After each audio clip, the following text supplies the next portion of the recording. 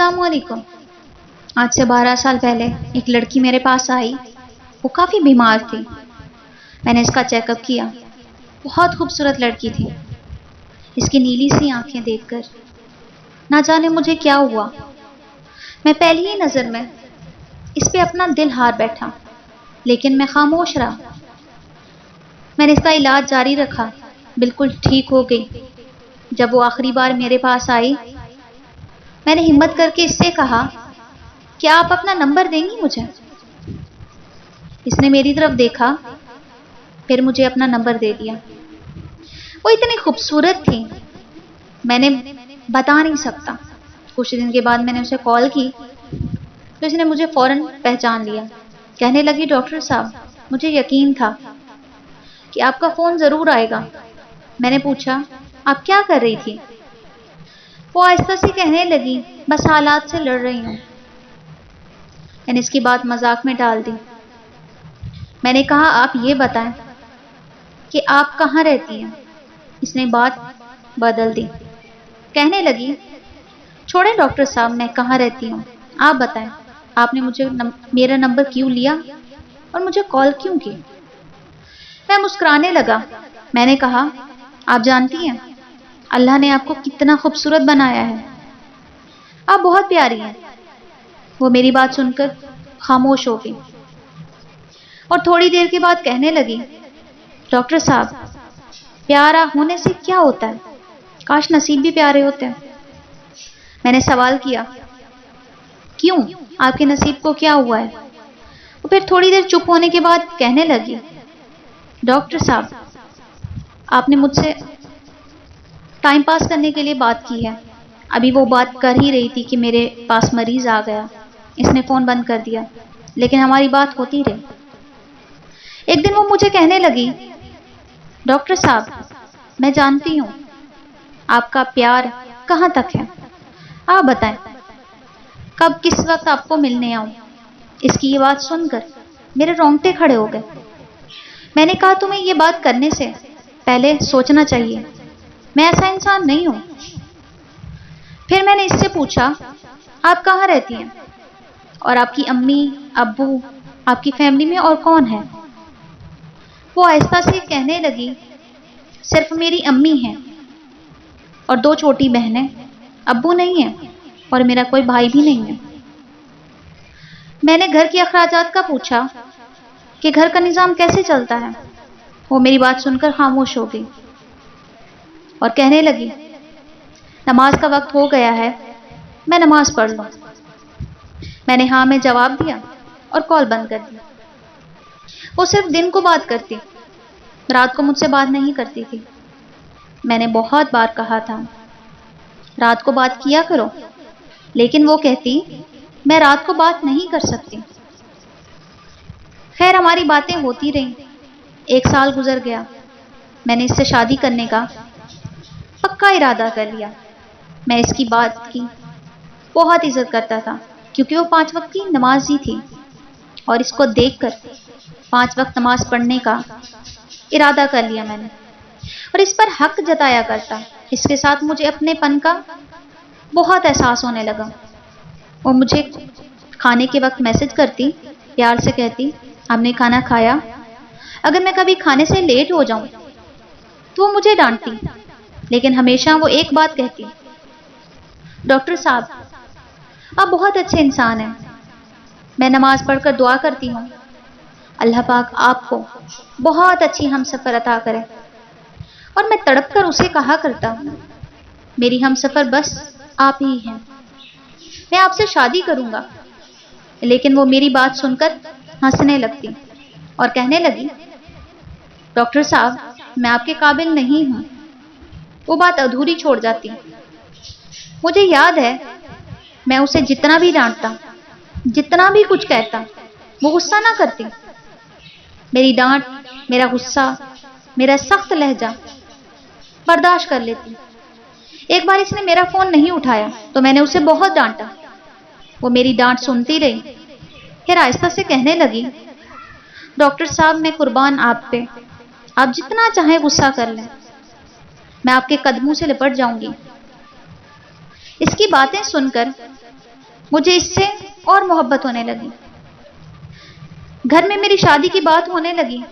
میں نے امی ابو کو بتایا کہ میں ایک لڑکی کو پسند کرتا ہوں، وہ مجھے بہت اچھی لگتی ہے، میں اسی سے شادی کروں گا۔ امی ابو نے ہاں کر دی۔ میں نے اپنے گھر والوں کو اس کی تصویر دکھائی، سب کو وہ بہت اچھی لگی، وہ تھی بہت خوبصورت۔ میں بہت خوش ہوا۔ میرے گھر والے جلدی سے کہنے لگے کہ ہمیں اس کے گھر کا بتاؤ، ہم اس کے گھر رشتہ لے کر جائیں، لیکن مجھے اس کے گھر کا پتہ نہیں تھا۔ میں نے فوراً اسے کال کی اور اسے بتایا کہ میرے امی ابو آپ کے گھر رشتے کے لیے آ رہے ہیں۔ اس نے میری بات سن کر فوراً فون بند کر دیا۔ میں نے بار بار فون کرتا رہا لیکن اس کا نمبر بند تھا۔ 5 دن گزر گئے، اس کا نمبر بند تھا اور میں بہت پریشان تھا۔ اس نے کبھی اپنے گھر کا نہیں بتایا تھا۔ میں بہت اداس ہو گیا۔ کچھ دن کے بعد میرے دوست کی شادی تھی، مجھے بھی انوائٹ کیا گیا۔ میں نہیں جانتا تھا، لیکن جب اس نے ضد کی تو مجھے جانا پڑا۔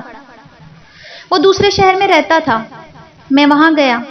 مجھے دوست کہنے لگے بہت بڑی ناچنے والی بلائی ہے، کیا ڈانس کرتی ہے، کیا ناچتی ہے۔ میں تو اپنی محبت کی یاد میں اداس تھا، وہ اچانک کہاں غائب ہو گئی۔